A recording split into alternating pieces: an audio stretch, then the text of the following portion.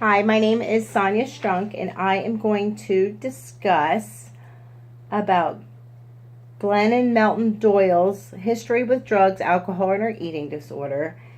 And I'm going to explain how her addictions from a theoretical perspective and which theoretical understanding of addiction is most useful for understanding her situation.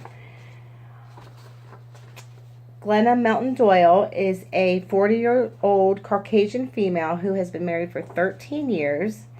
This patient has three children and two dogs.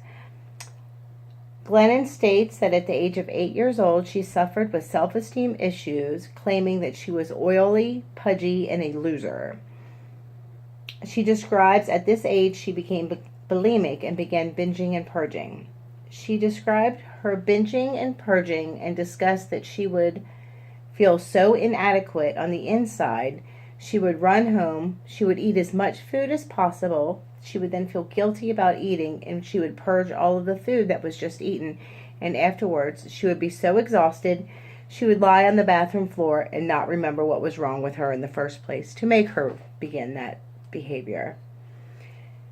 In high school, this patient was sent to a mental institution where she finally felt as if she fit in. This patient participated in groups where she learned to express her feelings. She learned to listen to what others were saying about her, and she learned how to be brave. This patient is a college graduate. In college, she describes how she began drinking and using illicit substances and inappropriate relationships with men. She, at this time, states she was still binging and purging. After much research, I discovered there was not enough information about her childhood to form a good psychosocial about what the patient's childhood was like and what factors enhanced her bulimia at 8 years old.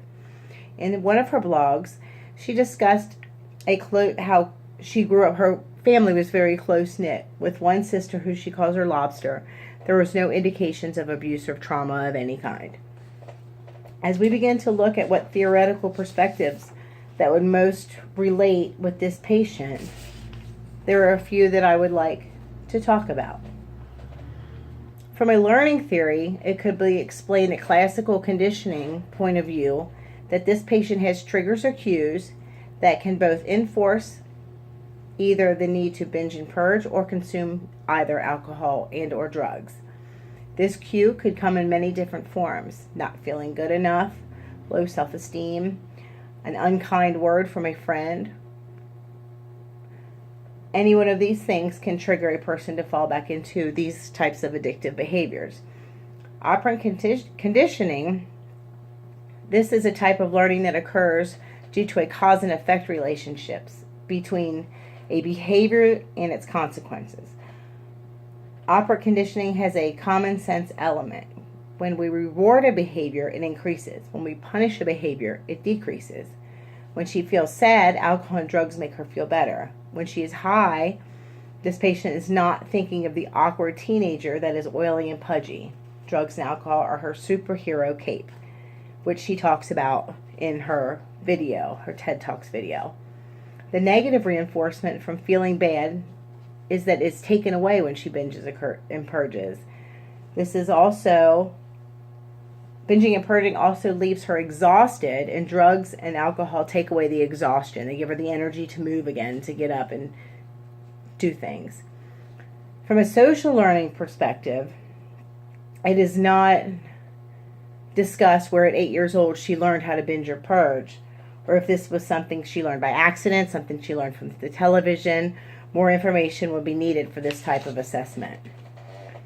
If we look at this from a biopsychosocial position, more information would be needed to learn about her family, if there are any indicators that other family members had any types of addiction. Patients also does not describe any mental health issues. Socially, she may have been bullied or made to feel less than, but nothing was mentioned about this in any of her blogs. If we look at her addiction from a disease theory, it could be explained better with the lack of information that we have on this patient. The disease theory is addiction is it generated by a disease of the brain causing a change in the function and structure of the brain. Her addiction could be very well explained through this theory due to her recovery process. This patient understands that as long as she remains abstinent from binging and purging from drugs and alcohol, she will stay sober and she will not fall back into these addictive patterns.